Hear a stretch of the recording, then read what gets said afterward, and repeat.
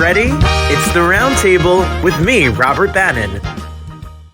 All right, so it's lunch. We're in the 5th grade in North Bergen, New Jersey, because we're professional here. And we have real professional people. You have seen him on the Broadway, like in Hairspray and Into the Woods. And now he's in Little Shop of Horrors. I think he took Tom Allen Robin's job. And then they're friends. That's a joke. And he's now going to be on Twits and Pearl, Broadway Podcast Network. You've seen him on Boardwalk Empire. We've seen him on the Roundtable, and now he's here. You're here, Stephen DeRosa. Oh my God, I'm here. I'm so nervous. I don't know if I remember my times tables for the 5th grade. We're in the 5th grade. Today we're learning about the brain. Oh, well, I have a lot to learn in that department, dog. So do I. Those children will teach me quite a bit. Thank you. Well, I got the chance to meet you at the acting company gala. Darling, galas. That's all I do is I run from the theater to a gala and back. You know that's a tough life you have. It's exhausting. It's just exhausting. And I saw you perform. What? You sang. What? Oh yeah, I did. With Tom Allen Robbins. Who you stole his job. Whose job I gleefully stole. Speaking of glee, the star of Little Shop of Horrors right now is the one and only Darren Criss. Yes. Emmy and Golden Globe winner. He is playing Seymour alongside the brilliant, gorgeous Evan Rachel Wood, and I get to be Mushnik. So Darren Criss is there in all his handsomeness. Oh yeah. And his voice. Oh, please. And the girls are screaming, and the guys are screaming, and everyone is screaming. There's so much screaming. And the stage, they're screaming on stage even. I scream backstage, but for different reasons. Steven's screaming backstage. And you're up there, and you were running this flower shop, singing and upset, and spoiler alert, eaten by a gigantic plant. Crazy. Every night I get eaten. But that's a whole nother story. This is a family show, for God's sake. Let's keep it clean. For Christmas sake, we're in elementary school. Yeah, we are. But we look, I went to see Little Shop of Horrors. I sat with my goddaughter. She was like 9 years old. We sat in the 3rd row. The plant literally comes right over us. Yeah, it does. It was Was she traumatized? I'm curious, because I don't want anyone coming under the age of 8, to be perfectly honest. No, we don't. Yes, we don't want you to go outside and think that this dandelion is going to hurt you. Yeah, it's too crazy. It's above 8 years old, they seem to get it and have fun, and they can, I guess, what's that, sort of 4th grade? But anyone younger, some people bring these like little children, and I worry about them. But the music is so much fun. Well, it's Little Mermaid before the Little Mermaid. Sorry. Steven, unfortunate souls. Can I go to lunch with you? Ursula. I want to go to lunch with you because I think you're the most fun person in the world. Hardly, but I will pay for lunch, so that'll make it worth it. No. It's like, so we may know you from Boardwalk Empire. You played Eddie Cantor. I did. That was a dream. And are you like a good little Italian boy? Like, what is your history? You know what? I only play Jews, but I am actually Italian Catholic. Go figure. No, I'm a gay Catholic, whatever that means. Me we too. Won't discuss it. It is. It's its own thing. It's its own thing. And you know what? The Pope loves me, so screw you if you don't love me. We had 2 choices as little Italian Catholic boys. We could have been a priest, or we could have went into showbiz. Hello. Oh, me Father Stew. I forgot where this is all going, but I'm very happy to just ride the ride. Yeah. So you're an Italian from where? Where were you born? I was born in New York.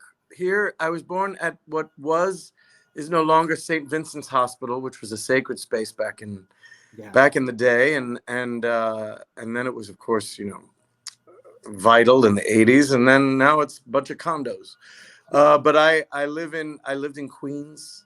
I grew up in actually a very Jewish neighborhood. My mom was Louise Cohen for 10 years. She was not, she went back to being a Catholic when she remarried my father, but for her first husband, she was, but I grew up surrounded by a lot of wonderful New York Jews, especially my teachers growing up, really through high school, because then I went to Bronx Science. I was very fancy. Yeah, I could do math and read and I could do all the things. Now, forget it, darling. Stephen, Forget you're it. not Just getting fitted for gowns and going to galas. That's all I do.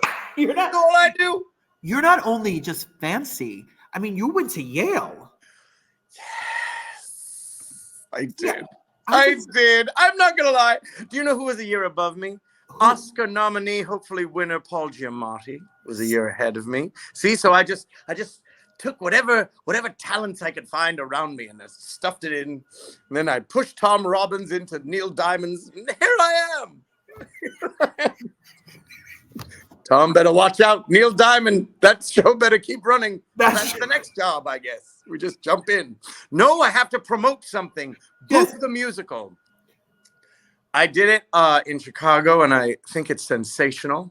I think all the musical theater kids and of all ages who are listening to this, all 13 of you, you better support the Boop because it's fun. It's just an old-fashioned, dumb, fun, brilliant, touching musical. That's with what a lot of talented people. Isn't that what we all want? Yes, for God's sake. Doesn't all have to drag you down. Yeah, we don't need all of that. Sometimes we need to just have fun. Exactly. Speaking of fun. Yes. You're the voice. I am. Of Twit. Speaking of Tom.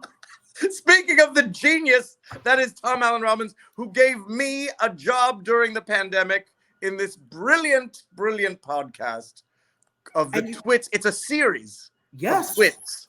Now I'm one of the Twits, along with talk about geniuses. Christian Borle, Michael Urie, heard of him? And you were on Ugly Betty. I was. That's where I met Michael. Mary Testa. And I wore glasses very similar to this on the Ugly Betty. And who else is it? Anne Harrop. I think James Monroe Englehart does a guest spot. Yes. So many fancy, famous, fabulous people.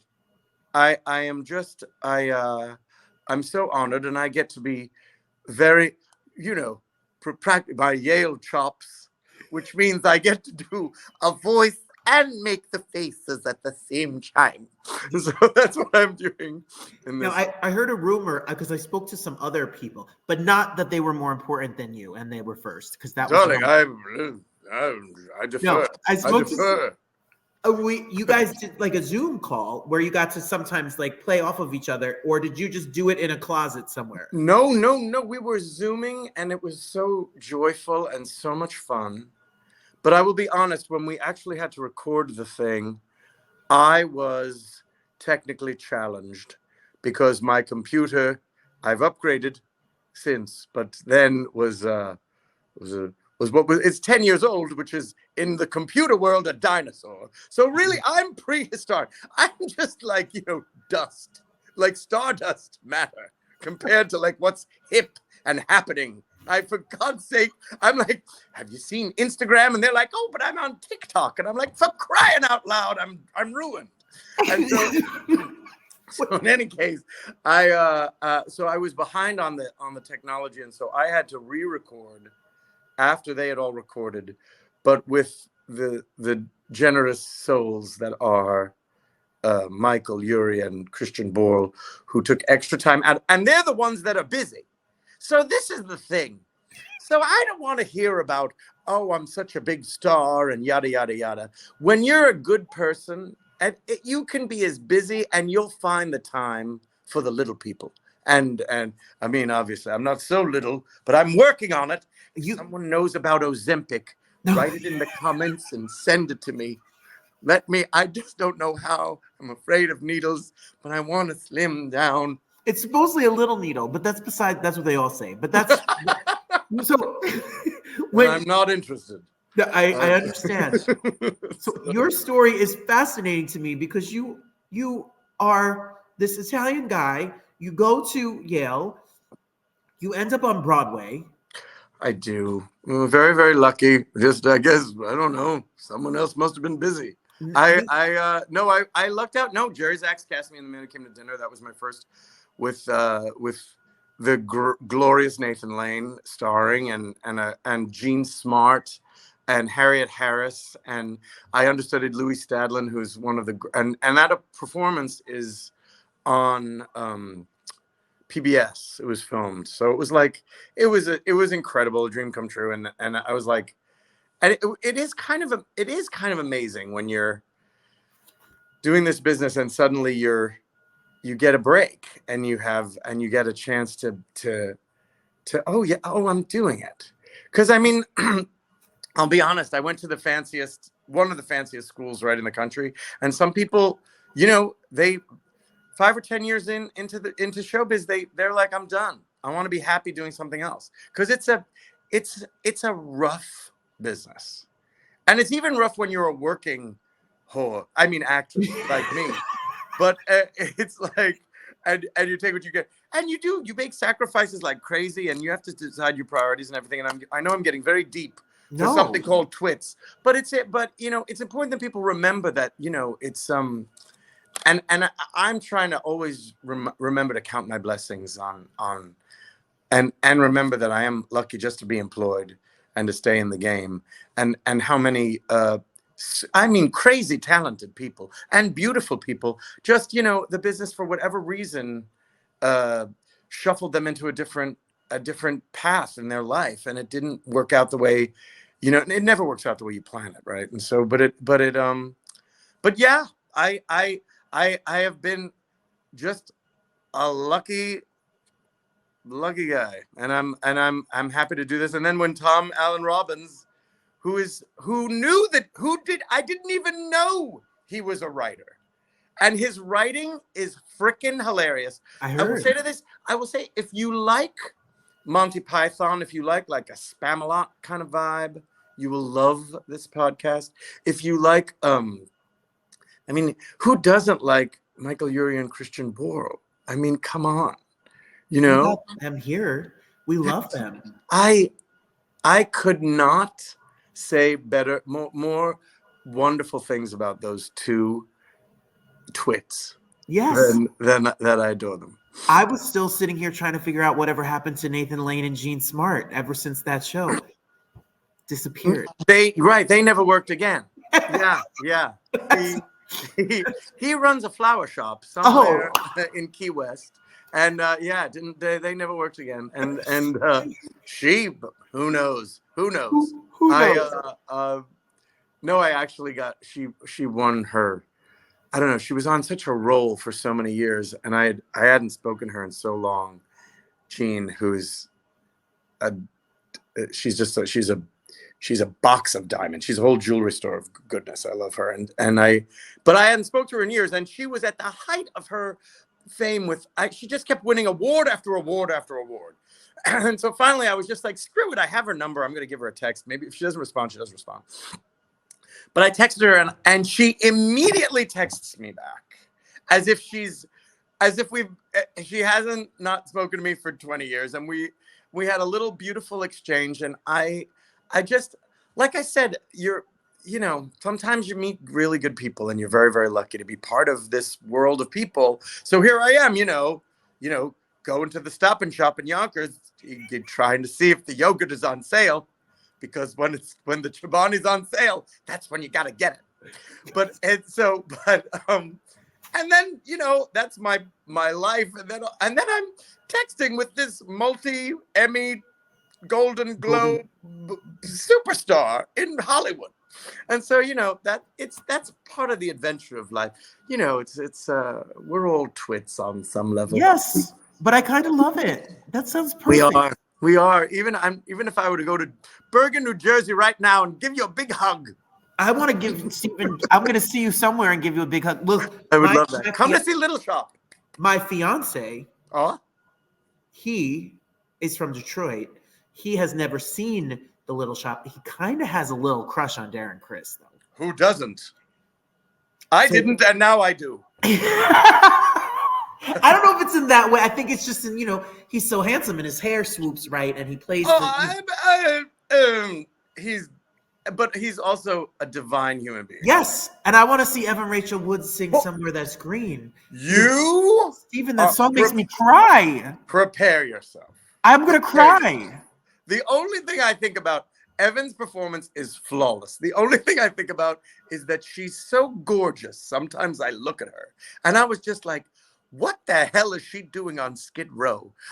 She should be she'd be on the cover of Life magazine. She's so gorgeous, but she is a terrific actor, and they're both there. It's so much fun. It's just a great show, and I shouldn't.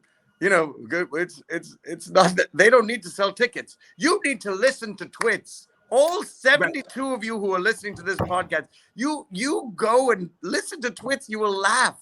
You will laugh. You don't need to listen to Smartless. Enough of those three guys. Listen to Twits, for fuck's sake. Excuse my language. You can say that. We're in an elementary school. You can say it.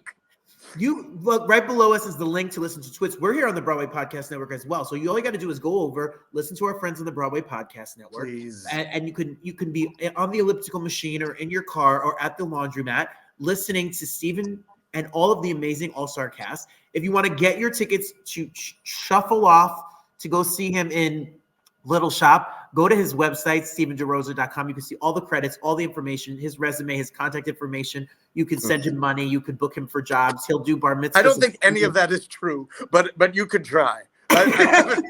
Remember, I'm technologically challenged. I think that website is from 2004. You're going to see, just started our new show, Ugly Betty, which has been off the air for 17 years. So I wouldn't recommend that. You have a better chance of just stopping me in the deli where I'll get my coffee at half hour. You just stop me there, and I'll see you there. That's it. Find him at half hour at the deli or find him at the stage door. Just move around all of the Darren Chris groupies and fans. Yes. Stephen, thank you for making time for us. I really love you. I loved your performance with Tom at the gala.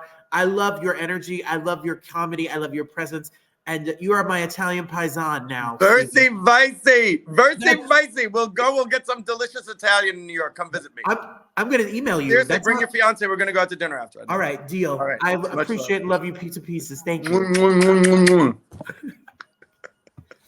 Thank you for doing this. Thank you. Darling, it's so much fun. You make it divine. You make it No, you're the best. I mean it. I'm going to come see your show. I'm gonna email you. You better text me. Let me give you. I'm gonna send you my number. I'll email you my number. Okay, deal. And I'll give you mine. And I'll email Vivacity, all those ladies over there, and they'll give me tickets, and I have to come see your show. Yeah, they will. Oh my God, I will. I love that. Mwah! I'm kissing you. Have the most amazing day. Thank you. You're the best. Bye, honey.